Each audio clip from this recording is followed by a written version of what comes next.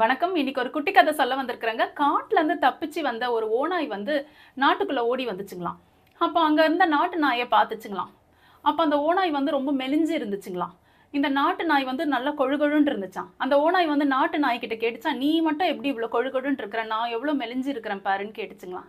"நான் வந்து ஒரு வீட்ல வளர்றேன். என்ன வளர்க்குறாங்க. அவங்க 3 வேளையும் எனக்கு சாப்பாடு போட்டு வளர்க்குறாங்க" அப்படின்னு சொல்லிச்சாம். இத கேட்ட ஓநாய் வந்து, "அப்படியா 3 வேளை சாப்பாடு போட்டு வளர்க்குறாங்களா? அப்ப என்ன கூட வளர்க்க சொல்றியா? நானும் அவங்க வீட்லயே தங்குறேன். அதுக்கு நீ ரொம்ப நன்றி உள்ள பிராணியா மாறணும்ன்ட்டு" இந்த ஓநாய் சொல்லிச்சுங்களாம்.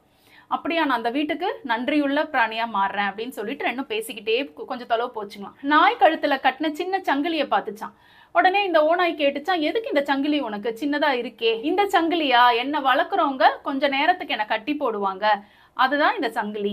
"ஓ அப்படியா, உன்னை கட்டி போட்டுருவாங்களா உன்னை வளர்க்குறவங்க?" "ஆமா, ரொம்ப நேரம் கட்டி போட மாட்டாங்க. ஆனா ஒரு நாளைக்கு ஒரு சில மணி நேரம் என்னை கட்டி போடுவாங்க.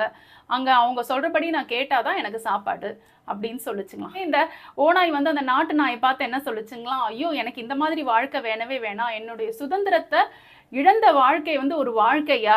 நான் இப்படியே காட்டுக்கே போய் வேட்டையாடி எப்படியாவது சாப்பிட்டு பழிச்சுக்கிறேன்" அப்படின்னு சொல்லிட்டு இந்த கொழுத்த நாயை திரும்பி பார்க்காம காட்டுக்குள்ளேயே ஓடி போயிடுச்சுங்களாம். இந்த குட்டி கதையிலேருந்து நாம என்ன தெரிஞ்சுக்கிறோம்னா, சுதந்திரம் நமக்கு ரொம்ப முக்கியங்க. இன்னைக்கு நாள் உங்க எல்லாருக்கும் நலமா அமையும். நல்விடியல். வணக்கம்.